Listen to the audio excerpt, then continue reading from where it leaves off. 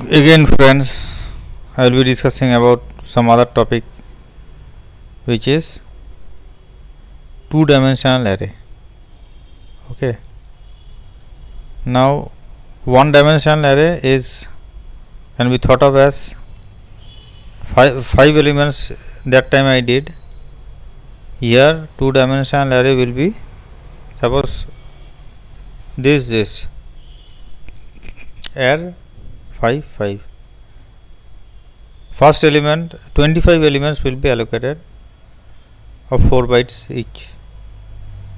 This declaration, there will contain garbage value. If you want to initialize it directly, I can initialize it, or I can do it like this. Suppose 6 element I gave it. This thing cannot be left blank. Suppose you have 6 elements here, 6 integers. It can be 2 into 3, it can be 3 into 2. How will the compiler be knowing 2 row and 3 columns or 3 row and 2 columns? So you have to give the column, specified column has to be specified. Okay. Now two-dimensional array can be thought of as row and column. Okay. And this is in one-dimensional array can be thought of as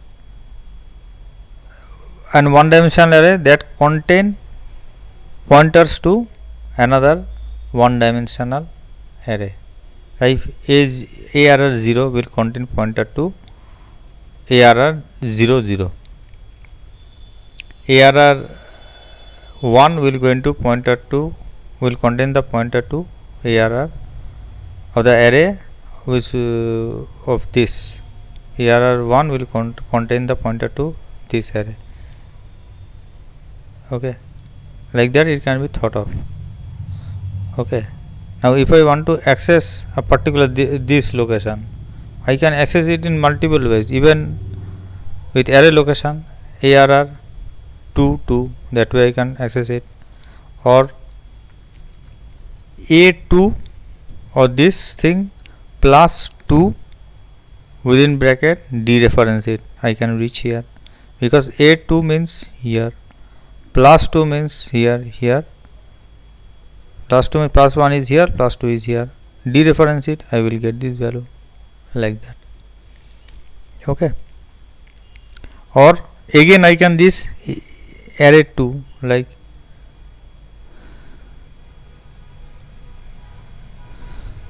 let's see one example. Like suppose this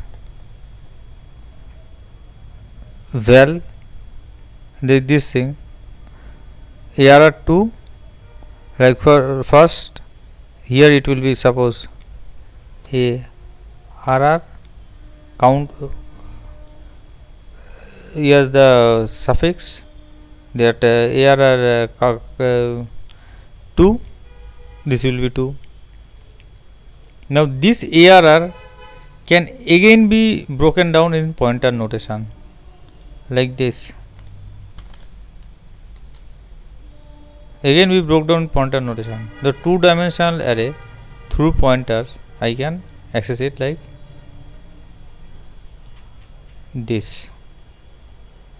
Okay, ARR, suppose this thing I can access it directly ARR 32, I can access it indirectly ARR 3 plus 2 dereference it star, or like this, instead of here I will be having 3, here I will be having 2.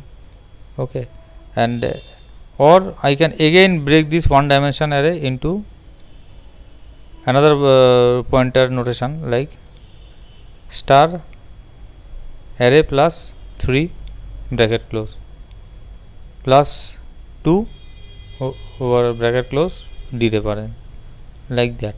Okay, so 3 way I can access this particular value. Okay, let's see by an example. So suppose this example I am talking of, suppose execute it first.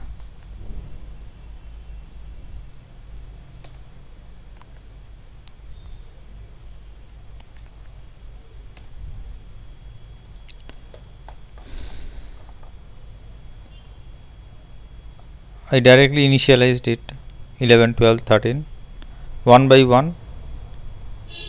First this row, then this row, third this row. That way all rows will be initialized. Then I am just simply printing it here. Then again I am printing it through pointer notation, which I just explained there. ARR count 1 0. Dereference it, I will get the pointer to the starting address of the first one dimensional array plus count 2 from 0 to 4. I will get all the then dereference it, I will get all the values in the first row. Then count value of count 1 will become 1, 2, 3, 4 and so on. If it is count 1 is 2, ARR plus 2, I will get the pointer to the third row. Dereference it, I will get the pointer to the third row, pointer to the third one dimensional array plus count down to 0 to 4. I will get all the elements. If you dereference it, I will get all the elements of third one dimensional array. So with this inside function, count 1 0 to 5, count 2 0 to 5, accessing the value and putting it in here int I. Okay, getting a copy here and printing it. This is a simple thing. After that, function ARR. What does ARR? ARR is the starting address of the first one dimensional array. Starting is a pointer to the first one dimensional array. Start ARR. Okay. So first pointer to the first one dimensional array I am taking here. ARR 1. Then ARR 1 plus count 1. Count 1 is again from 0 to 4. It is also from 0 to count to 0 to 4. Count 1 into 5 plus count 2. If I want to access each and every element of that array through integer pointer to an integer, every time count 1 I have to multiply by 5. It is 0, then when count 1 is 0, first row will be accessed. Okay, 0 to 4 it is 0 and 0 to 4 first row will be completed. The moment count 1 is 1, 5 elements will be jumped. Here is a contiguous memory. The moment count 1 is 1, first 0 1 2 3 4 first 5 bytes will be first 5 integers will be jumped. Space for first 5 integers 1 2 3 4, that's why into 5 I jumped plus count 2 plus count 2 means this portion, the columns 0 to 4 I printed. Then again count 1 become now 2. The count 1 2 means I need to jump third row I want. So 1 2 2 into 5 integers, 2 row I need to jump. If I want to jump 2 rows means 10 integer spaces I need to jump. So 5 into 2, 5 into count 1, value of which is 2, 5 into 2, the value which is 2 is jumped plus this. So ARR which is this, 5 into 2 which is this much space will be jumped, it will be here plus value of count 2 which is 0 1 2 3 4. Same thing I am doing here. 1 2 3 4 will be printed. This is the address and this is the value in that address.